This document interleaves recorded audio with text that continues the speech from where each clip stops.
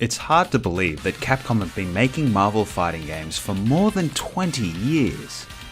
With the recent reveal of Marvel vs. Capcom Infinite, it seems appropriate to look back at one of the first games in the series.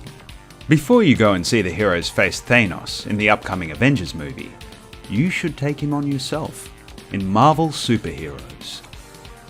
The most obvious drawcard for this game is the roster.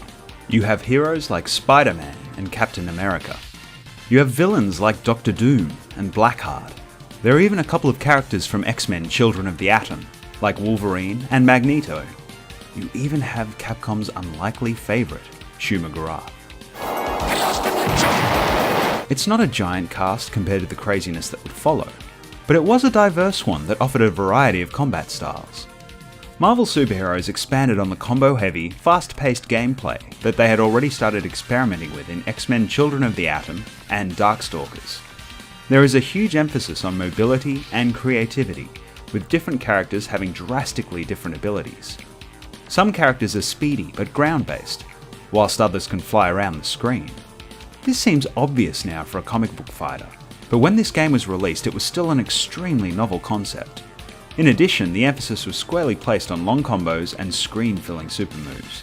As with X-Men Children of the Atom, these gameplay tweaks were a refreshing change from the more methodical, slower-paced gameplay of other fighters of the era, like Street Fighter and Mortal Kombat. Additionally, the use of the Infinity Gems to give boosts during fights adds another dimension to the game. These layers of mechanics stack together to give a game that, like subsequent Versus games, seems crazy on the surface, but actually requires a huge amount of strategy under the hood. The other obvious star of the game is a phenomenal presentation. Capcom's sprite artists were considered the top of their craft, and Marvel Superheroes is one of their showpieces. Every character is colourful and beautifully animated in such a way that you can always keep track of what they are doing, no matter how chaotic the action gets. The backgrounds are equally pretty, with some great animation and effects that make the game look like a panel come to life. Finally, the interface is particularly impressive, and would itself have been a huge draw back in the arcades. Things like the animated life bars, wind panel animations, and even the character select screen have all been carefully designed to add to the pulpy, comic book atmosphere. Compare the impact of choosing a character to Street Fighter Alpha, released the same year. In Street Fighter Alpha, it's a classic select a character, zip through the opponent ladder, then straight into the fight, with an admittedly cool transition.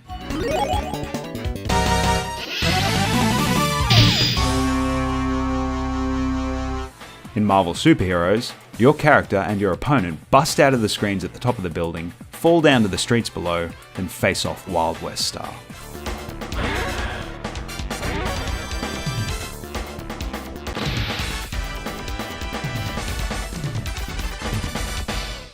Street Fighter was classic, but Marvel Superheroes was brash, flashy, and exciting. Marvel Superheroes really shows off the best of Capcom.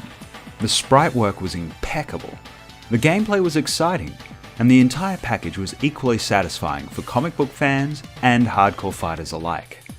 If you're interested in the lineage of the Versus titles, or just want a fun fighting game to play around with, you won't regret spending some time with Marvel Superheroes.